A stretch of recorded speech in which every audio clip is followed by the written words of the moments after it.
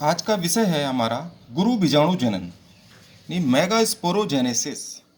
इसमें क्या होता है कि गुरु बीजाणु मात्र कोशिका से यानी मेगास्पोर मदर सेल से अर्धसूत्री विभाजन द्वारा मेगास्पोर्स अर्थात गुरु बीजाणुओं का निर्माण होता है।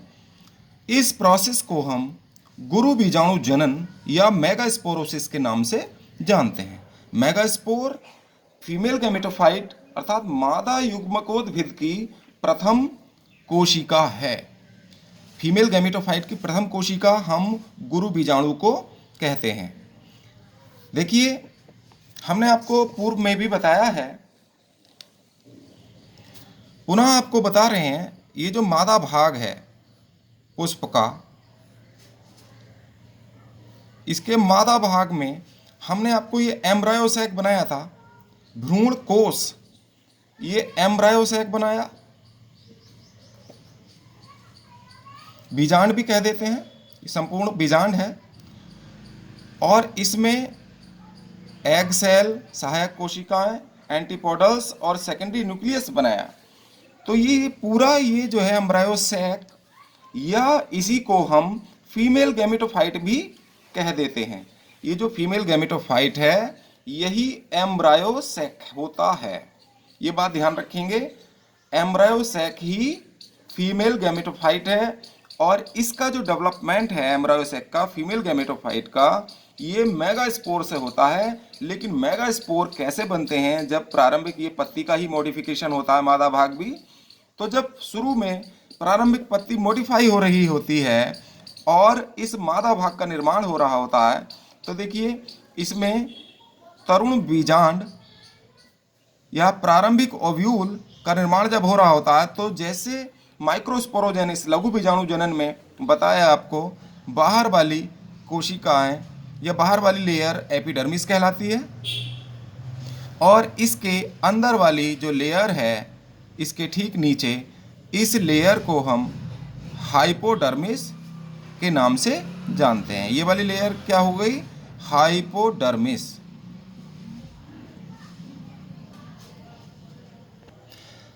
तो ये जो हाइपोडर्मिस है, हाइपोडर्मल सेल, ये कुछ साइज में वृद्धि कर जाती है। देखेंगे हम नेक्स्ट चित्र में, ये हाइपोडर्मिस साइज में वृद्धि कर जाएगी और दूसरी कोशिकाओं से भिन्न हो जाती है। तो इस हाइपोडर्मल सेल को हम आर्कीस्पोरियल इनिशियल कहते हैं। यही सेल जो हाइपोडर्मल सेल दूसरी कोशिकाओं से भिन्न हो जाती है आकार में वृद्धि करके, उसे हम आर्कीस्पोरियल इनिशियल सेल के नाम से जानते हैं। आर्कीस्पोरियल इनिशियल सेल के नाम से जानते हैं। अब ये आर्कीस्पोरियल इनिशियल सेल अगर सीधे ही, आर्कीस्पोरियल इनिशियल सेल अगर सीधे ही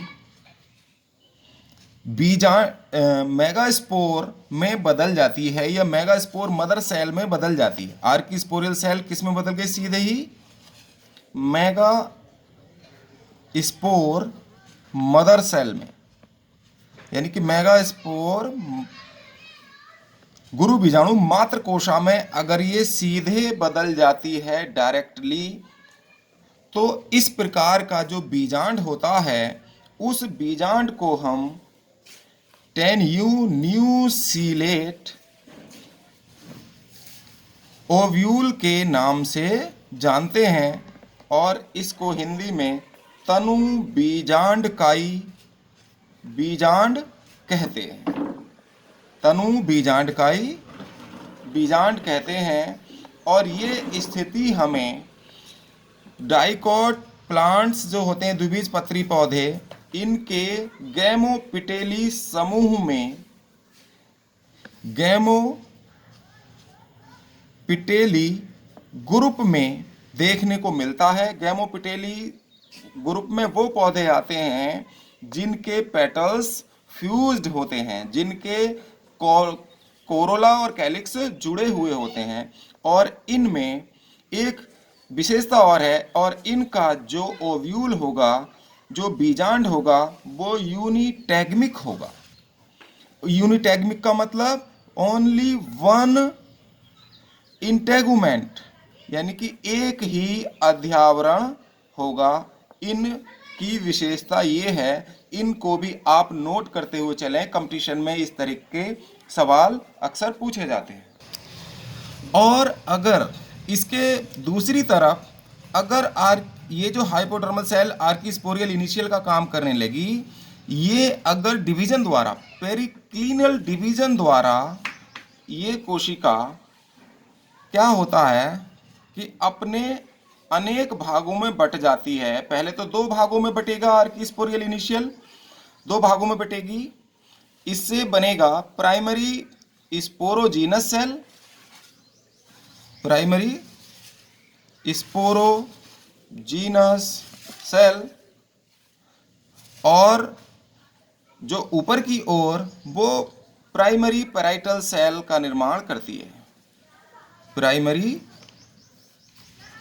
पैराइटल सेल, ये पेरिक्लिनल यानी परतीय विभाजन द्वारा ऐसा होता है। ये प्राइमरी पैराइटल सेल फिर स्पोरोजीनस सेल, जिससे मेगास्पोर का निर्माण होना है, मेगास्पोर मदर सेल का। तो प्राइमरी स्पोरोजीनस सेल और एपिडर्मिस के बीच में पैराइटल टिश्यू का निर्माण करती है। ये किस चीज का निर्माण करती है? पैराइटल टिश्यू का निर्माण करती है। तो ऐसी अगर कंडीशन होती है तो इस प्रकार के जो बीजांड हैं, इस प्रकार के बीजांड जो पैराइटल टिश्यूज का निर्माण होता है जिनमें, ऐसे बीजांड क्रेसिन्यूसिलेट ओव्यूल कहलाते हैं।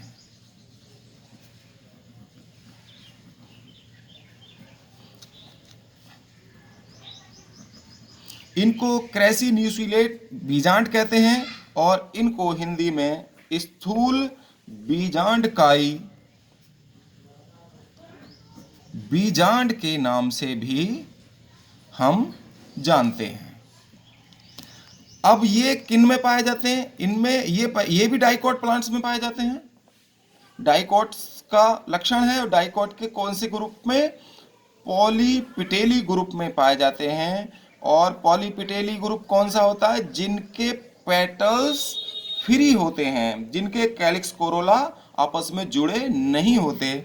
और इस प्रकार का बीजांड, इसकी विशेषता है, ये बाइटैगमिक होता है।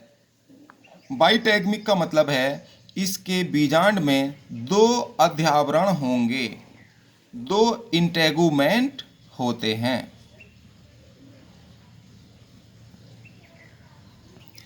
अब देखिए, दो कंडीशन आप लोगों ने देखी। पहली कंडीशन, जहां आर्किस्पोरियल इनिशियल सीधे मेगास्पोर मदर सेल में बन जाती है, यानी बीजाणु मात्र कोशिका में बन जाती है, तो उसको तनु बीजांडकाई बीजांड कहेंगे।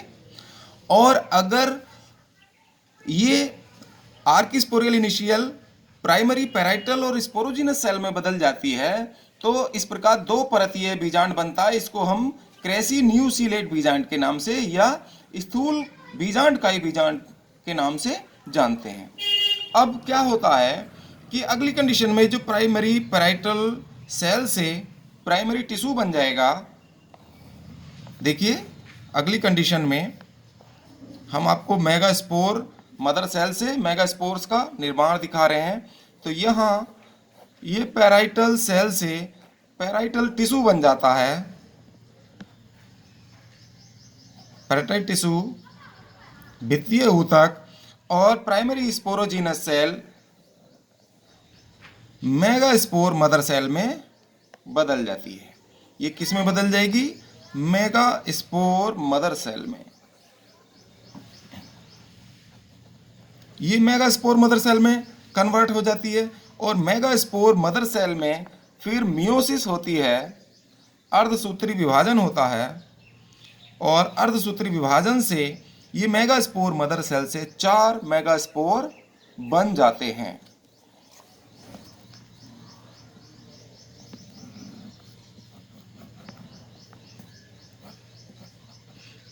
एक, दो, तीन और 4। 3 छोटे इसलिए दिखाए हैं क्योंकि एक मेगास्पोर इसमें डिजनरेट हो जाता है। ये पैराइटल टिश्यू है और ये 4 मेगास्पोर बने, इसमें से 3 डिजनरेट हो जाते हैं। ये मेगास्पोर हैं, अर्धसूत्री विभाजन के फलस्वरूप बने। ये 3 मेगास्पोर ये क्या हो जाते हैं, नष्ट हो जाते हैं। केवल एक ही जो जीवित रहता है उसे हम फंक्शनल मेगास्पोर कहते हैं, क्रियात्मक गुरु बीजाणु। ये जीवित रहता है और इसी गुरु बीजाणु से यानी फंक्शनल मेगास्पोर से डेवलपमेंट के बाद फीमेल गैमेटोफाइट बनता है। यही एम्ब्रायोसैक या फीमेल गैमेटोफाइट का निर्माण इससे होता है। अगले टॉपिक में आपको इसका डेवलपमेंट समझाया जाएगा।